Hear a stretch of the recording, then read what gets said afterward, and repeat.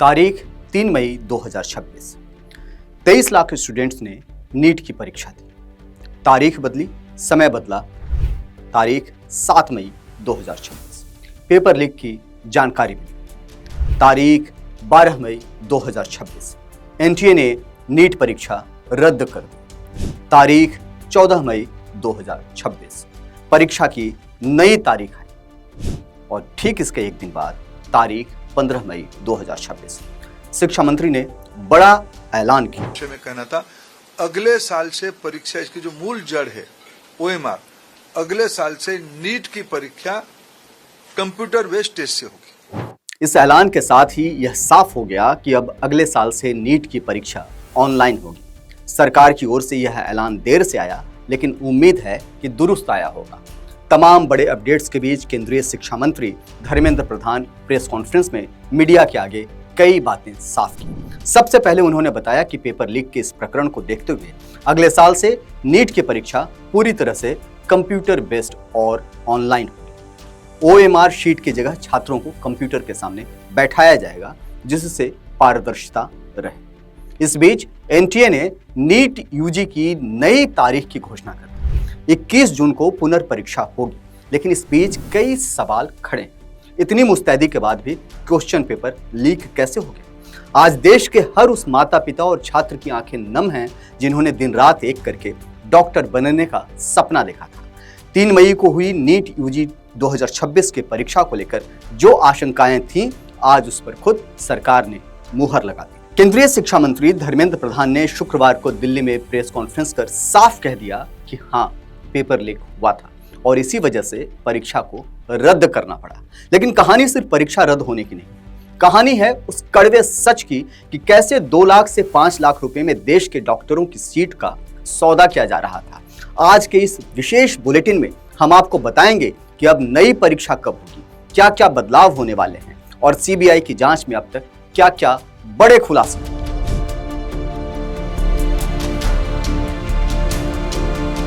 15 मई को दिल्ली के गलियारों से देश के छात्रों के लिए सबसे बड़ी खबर आई। केंद्रीय शिक्षा मंत्री धर्मेंद्र प्रधान ने खुद सामने आकर इस बात को स्वीकार किया कि परीक्षा की शुचिता भंग हुई थी। सरकार ने एक बेहद कठिन लेकिन जरूरी फैसला लिया। आइए आपको ग्राफिक्स के जरिए आसान भाषा में समझाते हैं कि शिक्षा मंत्री ने अपनी प्रेस कॉन्फ्रेंस में क्या 5 बड़े ऐलान किए। पहली बड़ी बात, परीक्षा की नई तारीख। जो परीक्षा रद्द हुई है वह अब रविवार 21 जून 2026 को दोबारा आयोजित की जाएगी। दूसरी बड़ी बात, इस बार का पैटर्न ध्यान दीजिए। 21 जून को होने वाली यह परीक्षा पुराने पैटर्न यानी पेपर पेंसिल यानी कि ऑफलाइन मोड पर ही होगी। तीसरी बड़ी बात, छात्रों को बड़ी राहत मिली है। इस बार छात्रों को परीक्षा में 15 मिनट का एक्स्ट्रा टाइम दिया जाएगा। साथ ही छात्र री एग्जाम के लिए अपनी पसंद का परीक्षा केंद्र यानी एग्जामिनेशन सेंटर चुन सकेंगे। चौथी बड़ी बात कि अगले साल से बड़ा बदलाव होने जा रहा है। शिक्षा मंत्री ने साफ कर दिया है कि अगले सत्र यानी 2027 से नीट यूजी की परीक्षा पूरी तरह से ऑनलाइन होगी, ताकि पेपर लीक का रास्ता हमेशा के लिए बंद हो सके। पांचवी बड़ी बात, छात्रों के सफर की जिम्मेदारी। सरकार राज्यों से बात कर रही है ताकि 21 जून को परीक्षा देने जाने वाले छात्रों के परिवहन यानी ट्रांसपोर्टेशन और आने जाने की पुख्ता व्यवस्था की जा सके। जो एग्जामिनेशन होगी उस एग्जामिनेशन की फीस को हम स्टूडेंट को रिटर्न करेंगे। हम उसमें एनटीए वचनबद्ध है और जो आगे वाला परीक्षा होगा उसकी 0 फीस होगा। हम विद्यार्थियों के ऊपर कोई आर्थिक बोझ ना आए, हम उसकी दायित्व ले रहे हैं। लेकिन सवाल यह उठता है कि राधा कृष्ण समिति की सिफारिशों के बावजूद इतना बड़ा उल्लंघन कैसे हो गया? इस पूरे खेल के पीछे कौन सा सिंडिकेट काम कर रहा था? इस मामले की जांच अब देश की सबसे बड़ी जांच एजेंसी सीबीआई कर रही है। सीबीआई ने इस मामले में अब तक 7 लोगों को बेनकाब कर गिरफ्तार कर लिया है। सीबीआई की जांच की सुई राजस्थान से लेकर महाराष्ट्र और बिहार तक घूम चुकी है। दिल्ली की राउज एवेन्यू कोर्ट ने पकड़े गए 5 मुख्य आरोपियों को 7 दिन की सीबीआई कस्टडी में भेज दिया है। आइए आपको मिलवाते हैं पेपर लीक के इन खलनायकों से। नाम और चेहरे देख लीजिए, यही आपके दुश्मन हैं। इन्होंने ही सिस्टम को खोखला कर दिया है। नाम है मांगीलाल बिंवाल, दिनेश बिंवाल और विकास बिंवाल। राजस्थान से गिरफ्तार बाप बेटे और भाई की यह तिकड़ी, जिसने पेपर को स्कैन करने में मुख्य भूमिका निभाई। अगला नाम है यश यादव का। हरियाणा के गुरुग्राम का रहने वाला यह यश यादव जो इस पूरे लीक नेटवर्क का मुख्य कुरियर बॉय था। अगला नाम है शुभम खैरनार, नासिक का रहने वाला और मध्य प्रदेश की श्री सत्य साई यूनिवर्सिटी का BA MS का स्टूडेंट। फिर एक और नाम है मनीषा वाघमारे और धनंजय लोखंडे, पुणे और नासिक से गिरफ्तार हुए बाकी आरोपी। अब समझिए कि यह खेल कैसे हुआ। CBI के सूत्रों से जो खुलासा हुआ है वो आपके होश उड़ा देगा। खेल की शुरुआत होती है गुरुग्राम के यश यादव से। यश यादव की पहचान राजस्थान के विकास बिंबाल से थी। विकास के पिता दिनेश बिंबाल नीट UG के असली प्रश्न पत्र की हार्ड कॉपी हासिल की। इसके बाद दिनेश ने उस पेपर को स्कैन करके एक PDF फाइल में बदल दिया। साजिश यही नहीं रुकी, पकड़े जाने के डर से आरोपियों ने उस PDF के सवालों को एक ही हैंडराइटिंग में हाथ से लिखा। इस तरह हाथ से लिखे गए 300 से ज्यादा सवालों का एक गेस पेपर या क्वेश्चन बैंक तैयार किया गया और फिर उसे राजस्थान के सीकर जिले के कोचिंग सेंटरों और स्टूडेंट्स के बीच 2 लाख से 5 लाख रुपए में लेकर बांट दिया गया।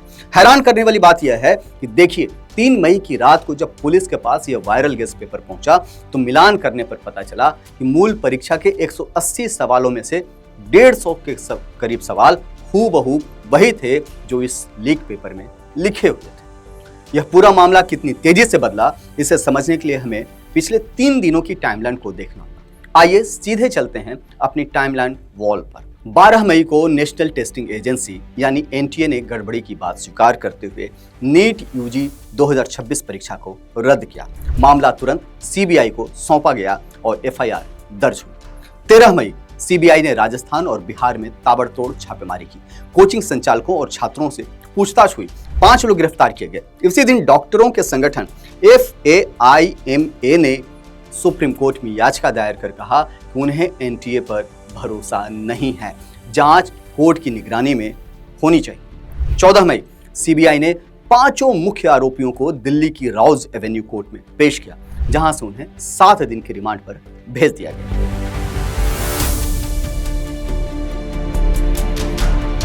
यह पहली बार नहीं है जब नीट परीक्षा पर दाग लगे हैं। बिहार में तो इस परीक्षा को लेकर 60 लाख रुपए में सीटों की डील हो रही थी। सॉल्वर गैंग पूरी तरह एक्टिव था और इस गैंग का मास्टरमाइंड कोई और नहीं बल्कि खुद एक MBBS का स्टूडेंट था, जिसे नालंदा पुलिस ने गिरोह के 7 लोगों के साथ दबोचा। जरा याद कीजिए साल 2024 को, तब भी 5 मई 2024 को हुई नीट परीक्षा में पेपर लीक के गंभीर आरोप लगे थे। बिहार के पटना और झारखंड के हजारीबाग में पुख्ता सबूत मिले थे। एक ही सेंटर से कई टॉपर्स आ गए थे और 67 छात्रों को पूरे यानी 720 अंक मिले थे। मामला सुप्रीम कोर्ट गया, हालांकि तब कोर्ट ने पूरी परीक्षा रद्द नहीं की थी। सिर्फ 1539 बच्चों का री एग्जाम हुआ था, लेकिन इस बार सरकार ने कोई रिस्क नहीं लिया और पूरी परीक्षा रद्द कर दी गई।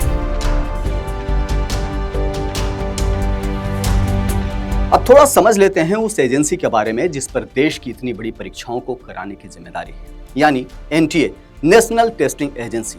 NTA भारत सरकार के शिक्षा मंत्रालय के तहत काम करने वाली एक स्वायत्त यानी ऑटोनोमस बॉडी है, जिसकी स्थापना साल 2017 में सुप्रीम कोर्ट के आदेश के बाद की गई थी। यह एजेंसी देश की सबसे बड़ी परीक्षाएं जैसे नीट UG, जिससे देश की 1 लाख से ज्यादा MBBS और 27,000 BDS सीटों पर एडमिशन होता है, GMAIN, CUET और UGC नेट आयोजित करते हैं। लेकिन बार बार पेपर लीक के आरोपों ने आज इस बड़ी एजेंसी की साख पर गंभीर सवाल खड़े कर दिए। परीक्षाएं रद्द होती हैं, नई तारीख आती है, नेता प्रेस कॉन्फ्रेंस करते हैं और आरोपी जेल जाते हैं।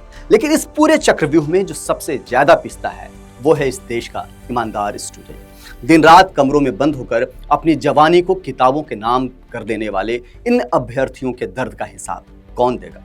कई छात्राएं डिप्रेशन में हैं तो कईयों के मन में सुसाइड जैसा आत्मघाती विचार आ रहे हैं। व्यवस्था की इस नाकामी की सजा देश का भविष्य क्यों भुगते। 21 जून को परीक्षा दोबारा होगी। सरकार ने कड़े कदम उठाने का वादा किया है। CBI जांच कर रही है और अगले साल से परीक्षा ऑनलाइन भी हो जाएगी। बदलाव की उम्मीद है, लेकिन व्यवस्था को यह समझना होगा कि हर बार पेपर लीक होना सिर्फ एक परीक्षा का फेल होना नहीं है, बल्कि देश के लाखों परिवारों के भरोसों और उम्मीदों का कत्ल होना है। हमारी भी छात्रों से यही अपील है कि हिम्मत न हारे मुश्किल वक्त है, लेकिन आपकी मेहनत बेकार नहीं जाएगी। 21 जून की परीक्षा के लिए खुद नए सिरे से तैयार करें। मेरा नाम है नीरज शर्मा और मैं आपके हक की आवाज उठाता रहूं। मुझे दीजिए इस वक्त इजाजत। नीट महासंकट की इस विशेष प्रस्तुति में आज के लिए बस इतना ही। देश और दुनिया की बाकी तमाम बड़ी खबरों के लिए देखते रहिए ONOG न्यूज। तब तक के लिए जय हिंद, जय भारत, नमस्कार।